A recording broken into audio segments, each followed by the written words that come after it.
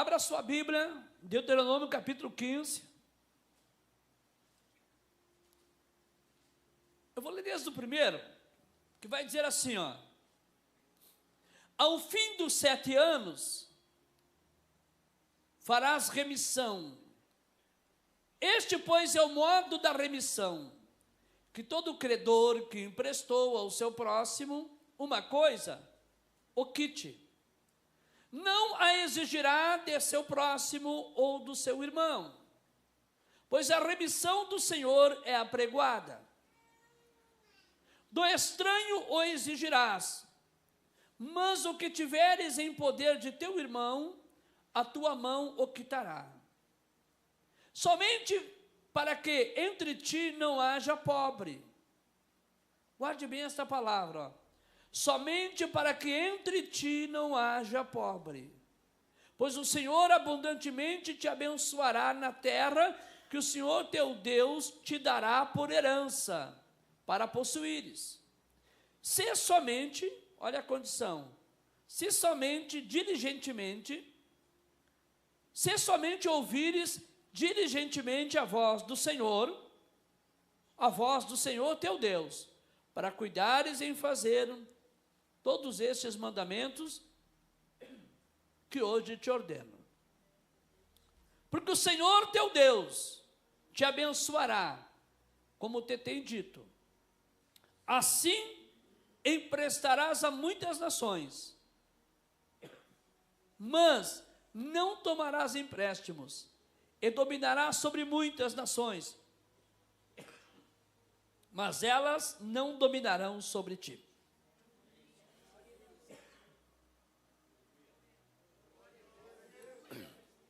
Tome o seu assento.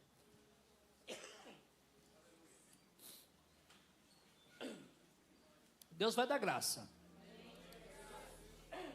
Fica tranquilo que vai sair. Hoje pela manhã eu não pude ministrar, irmãos. Hoje pela manhã o Samuel veio e ministrou. E eu fiquei lá resguardado para conseguir ministrar à noite. Ontem foi bastante puxado, nós fomos a Minas de Corrales. E lá eu também não consegui ministrar. Lá o Maico ministrou louvor e o presbítero Luiz Alfeu ministrou a palavra. Mas hoje à noite eu topei o desafio. Eu disse, Deus, eu preciso ministrar. Então, com um pouquinho de paciência, nós vamos chegar lá.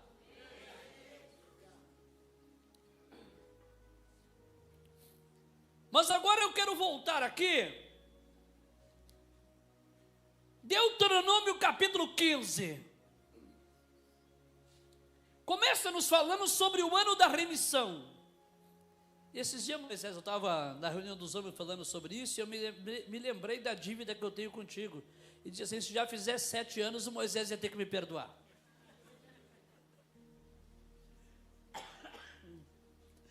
Porque na lei de Israel, a lei que o Senhor estabeleceu para eles, tinha o ano da remissão. Quando completasse 7 anos, era apregoada a remissão do Senhor. Isso era lei. O tempo da remissão havia chegado. Então era o ano do perdão das dívidas. Era o ano de reconciliação. Era o ano de esquecer tudo aquilo que foi emprestado, ou aquilo que alguém tomou emprestado. Não podia tirar nada de ninguém, era o ano da remissão. Chegasse nos 7 anos.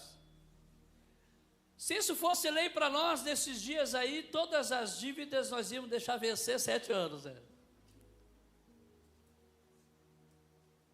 Mas olha só, isso aqui tem um mistério muito lindo. Quando chegava o tempo da remissão, a remissão era apregoada, todos se perdoavam, isto entre o povo de Deus. Nada a ver com os de fora. Era o povo de Deus. Era lei para o povo de Deus. E concluindo essa mensagem sobre a remissão, o Senhor vai falar sobre Isso aqui é tão lindo, que eu pude entender um pouco disso e pensar comigo o raciocínio que eu acabei de falar para os irmãos sobre padrão de vida que Deus estabeleceu para o seu povo. Por quê? Porque o versículo 4 vai dizer assim, ó: somente para que entre ti não haja pobre. Deus queria olhar para o seu povo e ver todos desfrutando de um mesmo padrão de vida. É por isso que nós apregoamos a igreja, irmãos, que em nosso meio ninguém pode passar fome, gente. Em nosso meio ninguém pode passar necessidade. Eu não sei se você já se ligou para isso, mas em nosso meio, no meio do povo de Deus, é inadmissível um irmão da gente, alguém que senta na mesa, participa da mesa conosco, não ter o que comer enquanto você tem um banquete. Biblicamente isto é inadmissível pela Bíblia Sagrada. Se alguém não tem cuidado dos seus e principalmente dos da sua casa, aí eu só levo lá para a minha família, para a minha casa, tudo bem, mas eu trago isso aqui para dentro também. Se alguém não tem cuidado dos seus e principalmente dos da sua casa, tornou-se pior que o infiel. O infiel está lá. O infiel acredita que pelas obras ele é salvo. O infiel acredita que fazendo caridade ele alcança o céu. O infiel acredita que quanto mais caridade ele fizer, mais prepara a sua alma para o paraíso. Enquanto a Bíblia vai dizer que obras não salvam e não nos justificam diante de Deus como santos para herdar o céu. Mas se eu não tiver cuidado dos da minha casa, aqueles que eu subo aqui e digo assim: vocês são a minha família, eu estou no meio de uma família, vocês são a minha família, vocês são meus irmãos. Se eu não tiver cuidado destes, eu me tornarei pior do que o infiel. É por isso que nesta noite eu quero falar um pouquinho sobre isso aqui. Eu entendo aqui quando o Senhor diz assim: o ano da remissão é o ano de dividir, é o ano de abençoar, é o tempo de perdoar, é o tempo de observar a necessidade do outro. Para quê? Para que não haja pobre, para que não haja necessitado entre vós, para que todos tenham o mesmo padrão de vida. E o Senhor continua dizendo mais aí assim, ó. Aleluia. Olha só. Somente para que entre ti não haja pobre, pois o Senhor abundantemente te abençoará na terra que o Senhor teu Deus te dará por herança, para possuíres. Agora, se somente ouvires diligentemente a voz do Senhor teu Deus, para cumprires em fazer todos esses mandamentos que hoje te ordeno. Isso aqui é forte. Diligentemente ouvires a voz do Senhor teu Deus e cuidares em fazer todos esses mandamentos que hoje te ordeno, porque o Senhor teu Deus te abençoará, como tem dito, assim emprestarás a muitas nações, mas não tomarás emprestado de ninguém. Você nunca ficará preso a nada. Você nunca ficará preso ou refém de nada. Se atentares para a voz do Senhor teu Deus e cumprires os seus mandamentos, tu serás livre.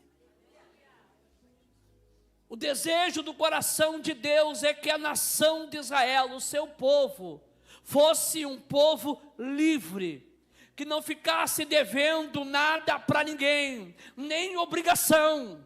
Pelo contrário, que as nações ao redor ficassem refém deles e devedor a eles, mas eles não. E trazendo para nós hoje aqui, a igreja do Senhor, este é o prazer de Deus.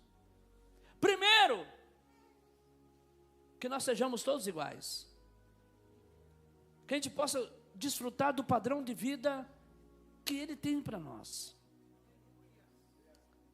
Aí você pode dizer, mas como é que dentro da igreja, alguns são mais sucedidos, outros são menos sucedidos? Gente, o sol nasce para todos. A Bíblia diz que Deus dá a chuva sobre justos e injustos, é para todos. As oportunidades são para todos. As promessas são para todos. As bênçãos são para todos. Você consegue acreditar nisso? Agora, tudo depende de você, depende de cada um de nós. Como nós entendemos, como nós assimilamos isso, como a gente reage quanto a isto. E muitas vezes isso não está se referindo em nossos dias, muitas vezes a questão até material. Muitas vezes a gente traz para o quesito espiritual. E se nós trazer para o sentido espiritual, aí que o padrão tem que ser excelente mesmo. Aí que o padrão tem que ser único e excelente, tem que ser pleno. E só quem pode fazer isso é a presença de Jesus em nós. É a presença do Espírito Santo em nós. É a presença de Deus na minha e na sua vida.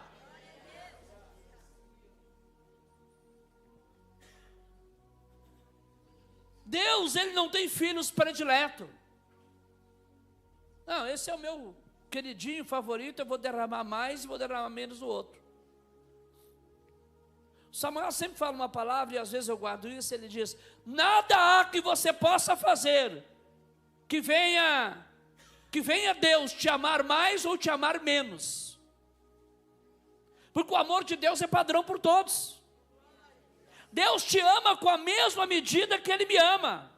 Deus me ama com a mesma medida que Ele lhe ama. A medida do amor de Deus é a mesma para com todos. Agora, quem mais busca, mais recebe. Quem mais pede, mais recebe. Quem mais se esforça, mais alcança. Quem mais ouve, mais aprende. Quem mais busca, mais encontra. E aí que está o diferencial muitas vezes. Aleluia. Que a gente vive um altos e baixos tão grande, um diferencial tão grande na nossa vida. Alguém buscou, recebeu. Alguém pediu orientação, o Senhor orientou. Alguém buscou sabedoria, o Senhor deu. Alguém buscou discernimento, o Senhor deu. Alguém buscou graça, o Senhor deu. Alguém buscou unção, o Senhor deu. Alguém não buscou, não recebeu. Mas a minha oração nesta noite é que em nosso meio esta noite não escape nenhum.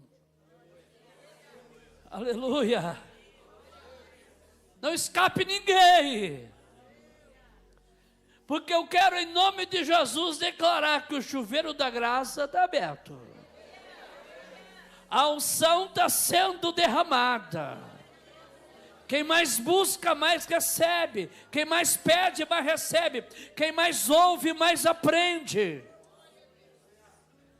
Que todos nós possamos sair daqui hoje com o padrão elevado desta igreja, uma igreja mais sábia, uma igreja mais inteligente, uma igreja que sabe discernir, uma igreja que sabe se comportar a nível de o Senhor olhar para ela e ver que no meio dela não há nenhum pobre, não há ninguém necessitado, não há ninguém rastejando ou mendigando miséria, mas que todos sejam plenos em Cristo.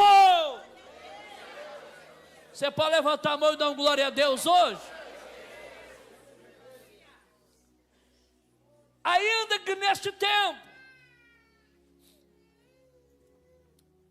vamos mudar um pouquinho aqui, ó. Nesse tempo aqui, época da lei, falando de coisas materiais, perdão de dívidas. Alguém lá pediu um cabrito emprestado, tinha que devolver o cabrito. Alguém lá pediu um boi emprestado, né? Chegou o tempo, não pagou, o outro perdoava, não queria mais o boi, né? E assim foi. Era o ano da remissão, tá? Mas agora sobre o padrão de vida. É para que todos tivessem. Se um tivesse um boi, o outro também tinha. Se um tivesse tantas ovelhas, que o outro também tivesse. Se um comesse bem, que o outro comesse também. Se um morasse bem, que o outro morasse também. Esse era o padrão de vida que Deus estabeleceu aqui, nesse tempo para o seu povo. Trazendo para os nossos dias que nós estamos vivendo, tempo de graça. Jesus morreu na cruz, o véu do templo se rasgou, a graça desceu. Hoje, pela fé somos justificados por Cristo Jesus. A gente creu, confiou, acreditou. A palavra de Deus mudou a nossa história, mudou a nossa vida. Agora, não tem porquê, irmãos, nós andarmos mendigando, nós andarmos muitas vezes pobres de uma maneira tão terrível, que tem gente dentro da igreja e ainda consulta o horóscopo. E acharam engraçado? Isso é pobreza. Tem gente dentro da igreja que ainda dá a mão para a cigana ler.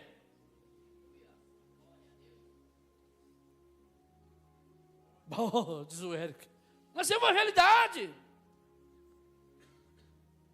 Gente dentro da igreja, participando da ceia, servindo o Senhor, que ainda acredita em toda essa bobaceira, irmãos. Oh, misericórdia! Cadê o padrão de vida que Deus estabeleceu para o seu povo? Aqui é material, mas para nós hoje aqui é na graça, é poder, é graça, é unção.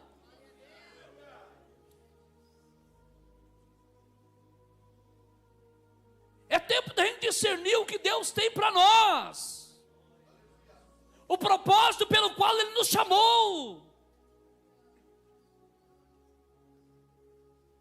Pessoa vem para o culto, serve a Deus, daqui a pouco vai para casa, está fazendo o sinal da cruz e rezando a Salve Rainha. Banho de misericórdia, misericórdia mesmo. Que isso, gente? Isso sim é pobreza, irmãos.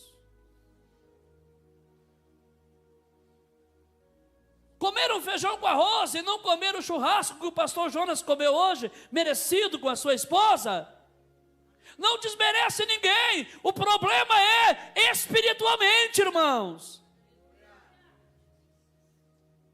O problema é espiritualmente. Continuamos nessa pobreza, nessa miséria. Só sabe ser crente se tiver dinheiro no bolso. Só sabe servir a Deus se as contas tiver paga. Só sabe servir a Deus se tudo anda bem, se tiver saúde. Primeiro probleminha, primeira dificuldade, meu Deus do céu, olha a pobreza, já pensa em se benzer. Vou mandar fazer um trabalho. Eu te amalgo, te repreendo, te mando para o inferno em nome de Jesus, e a vitória é do povo de Deus. Quem toma posse disso aí, irmãos? Só porque as coisas não dão certo. Quem te falou que ia dar tudo certo? Quando você aceitou Jesus, quem te disse que ia dar tudo certo? Ah, mas eu cantei, pastor. Vai dar tudo certo. Vamos lá. Vai dar tudo certo. Agora escute, ó. Se a gente colocar a nossa fé, vai dar tudo certo. Nós temos com a água pelo pescoço, mas hoje eu já estou cantando assim, ó. Já deu tudo certo. Já deu tudo certo. A gente colocou a nossa e deu tudo certo. Mais alto um pouquinho. Já deu tudo certo. Aponta para quem está no seu lado, vai. Já deu tudo certo. A gente colocou a nossa bênção e deu tudo certo. É calabagaço de cantorei. E me anderemos. Alabacharabagara surielda.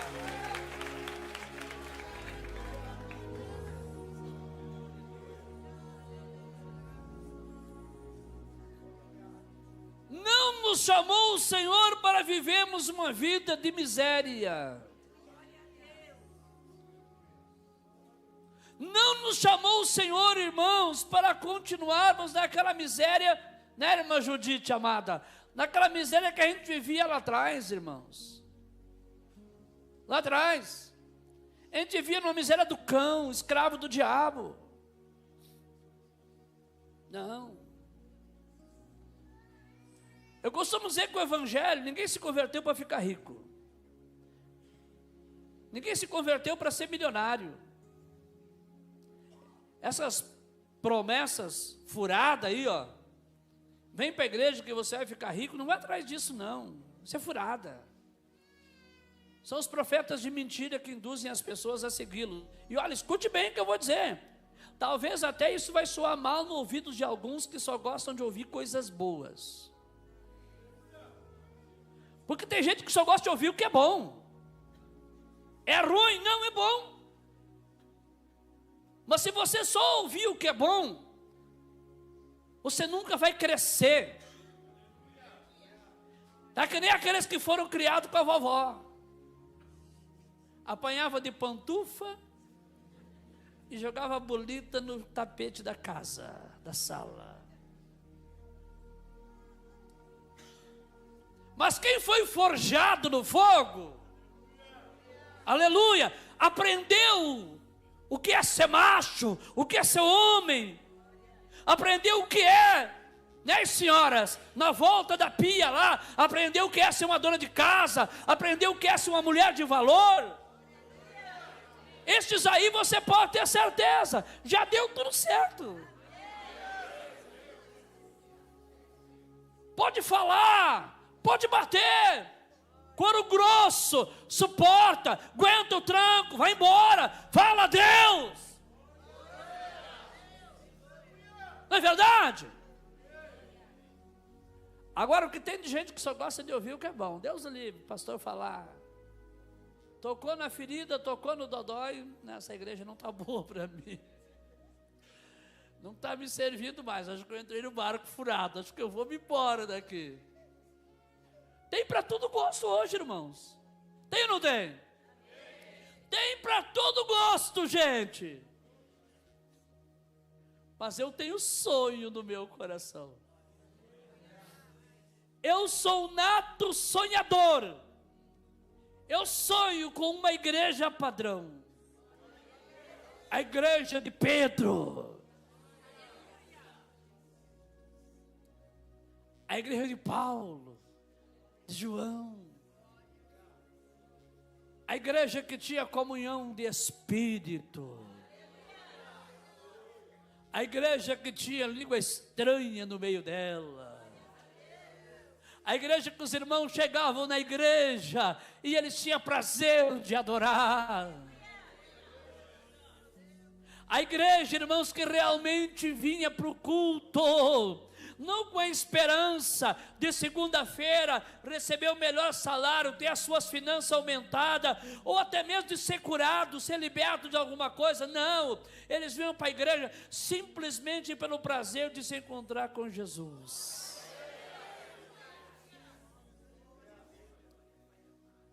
Eu sou um sonhador, eu sonho com uma igreja padrão, uma igreja que acredita nos dons espirituais, uma igreja que crê que Deus ainda fala com ela, uma igreja que ainda acredita na simplicidade, uma igreja que foge sempre ao protocolo, porque dá liberdade ao Espírito Santo e deixa Jesus operar.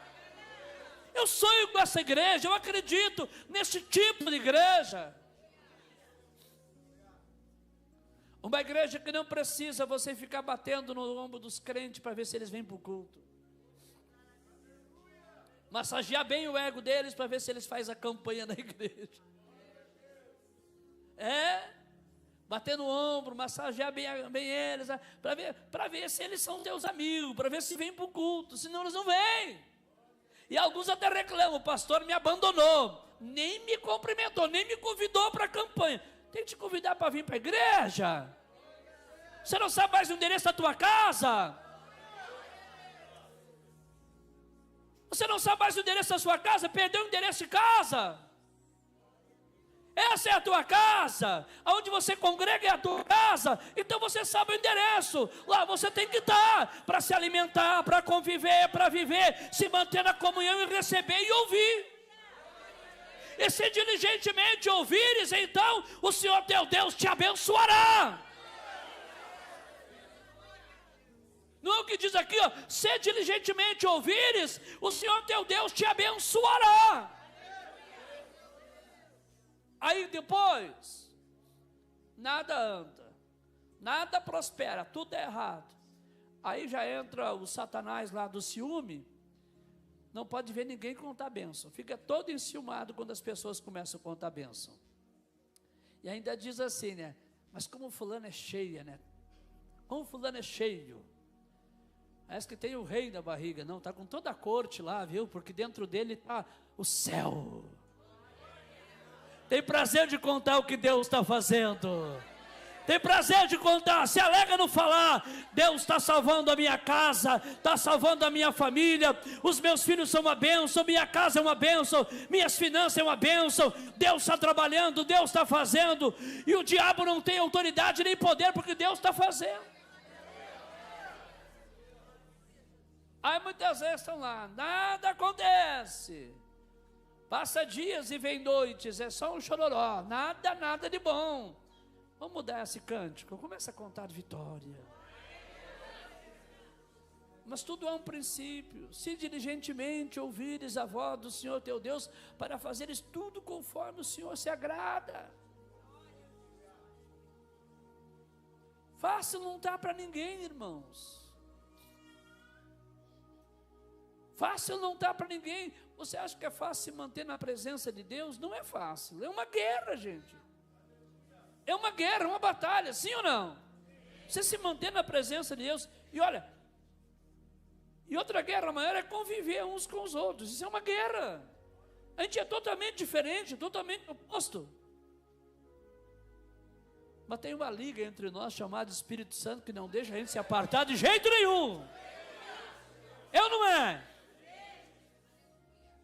Não é fácil para ninguém. Outra coisa que não é fácil é financeiramente falar em nossos dias. E é por isso que eu digo, ó, eu vou voltar naquela tecla. Tem gente que só gosta de ouvir o que é bom. E tem tanto malandro aí, ó, explorando as pessoas com essas promessas furadas, revelações furadas.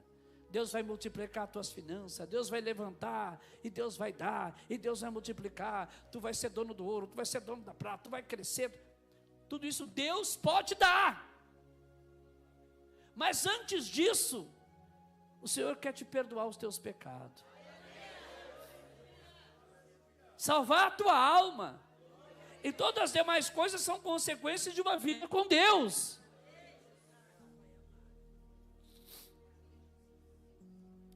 Queridos, Deus estabeleceu um padrão de vida para a gente. Vamos fazer jus a isto. Vamos valorizar isso.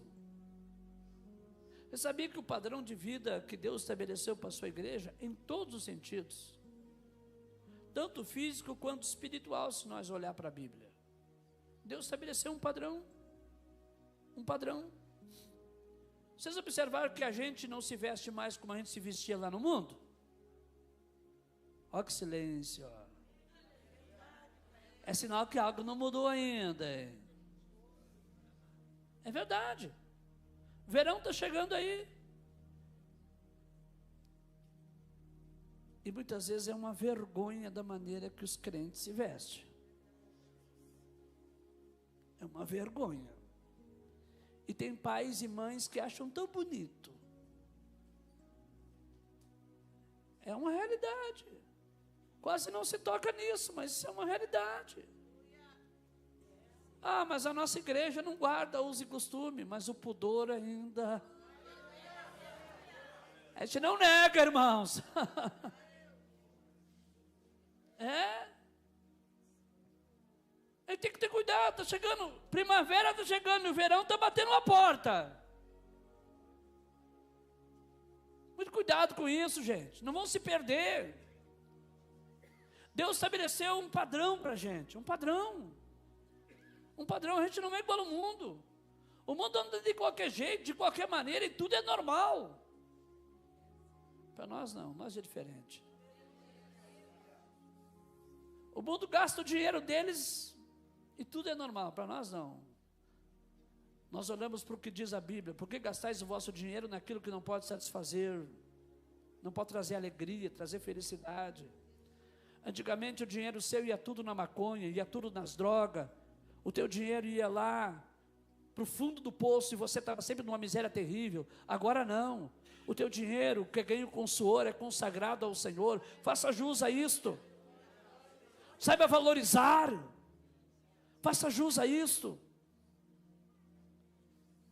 Aí depois chegamos no dia de entregar o dízimo, meu Deus do céu. Aí a gente ouve falar sobre o dízimo, a gente fica escandalizado, já se revolta, fermenta uma meia dúzia, já fala mal disso ou daquilo. Isso não pode ser assim, gente. Deus tem o melhor para ti. Quem crê que Deus tem o melhor para a sua igreja? Deus tem o melhor para o seu povo. Deus estabeleceu um padrão para que a gente seja diferente. Nós temos que ser diferente. Nosso caminhar, nosso andar, o nosso falar, o nosso comportamento, existe um padrão nisso. O nosso falar, e aqui tem muito pano para manga. Deus estabeleceu um padrão até na gente falar, irmão. Falar, tem coisas que não convém sair da nossa boca. Quem concorda comigo? Tem palavras que não convém. Tem brincadeiras, piadas que não convém sair da tua boca. Ah, mas é tão engraçado, provoca tanto riso, e o Satanás fica aplaudindo. É assim que eu quero. Não pode fluir água doce e salgada da mesma fonte. Não pode, é contra a regra. Você é santo de Deus. O que sai da tua boca tem que ser santo. Existe um padrão para isso também. Que Deus abençoe sua vida. A gente vai ser mais crente. A gente precisa ser mais crente, irmãos. Precisa ou não precisa? A gente precisa melhorar. Meu Deus! A gente precisa melhorar. A gente tem que ser mais firme na fé. Amar mais a Jesus. Valorizar o que Ele fez pela gente. Quem é grato a Ele tudo que Ele fez por ti? E uma das melhores formas de você expressar essa gratidão é tentando cada dia ser melhor, cada dia amá-lo mais, servi-lo melhor.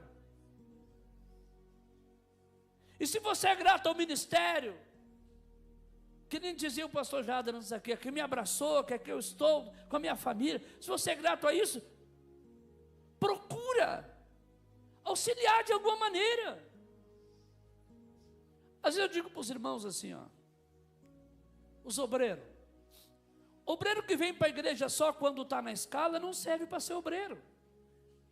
Você concorda? Só 3 deu amém, viu? Obreiro que vem para o culto só quando está na escala não serve para ser obreiro. Cantor que só vem para o culto se tiver na escala o dia que vai cantar, está muito longe de ser crente. É cantor, mas não é crente.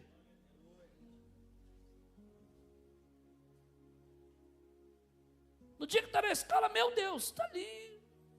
Fogo cai. É talento, é dom. Deus dá sem arrependimento e o fogo vai cair mesmo. A gente se alegra. Mas quando a gente é crente de verdade, irmãos, a gente tem prazer de estar na casa do Senhor. A gente tem prazer de sentar para ouvir. Se existe uma alegria no meu coração, é sentar ali naquela cadeirinha ali e ver Deus usar os obreiros, usar os irmãos pregando, usar os irmãos ministrando. Meu Deus, essa semana eu me alegrei tanto, vendo Deus usando aí, ó, a Monique, Deus usar a irmã, a missionária Margarete, Deus usar a minha esposa, Deus usar os irmãos, Deus usar as irmãs. Essa é a minha alegria, esse é o meu prazer. Em tudo eu me edifico. Lá na congregação, se você só vai o dia que você está na escala, você não é crente. Você é apenas mais um. O dia que você começar a ir na igreja só por posição, você é apenas mais um. Esse não é o padrão que Deus tem para... Não, é diferente. É totalmente diferente, gente. Deus tem que trabalhar na vida da gente, mudar muitas coisas em nós para a gente melhorar. Deus abençoe vocês. A gente cada dia vai ser melhor. Vamos ficar de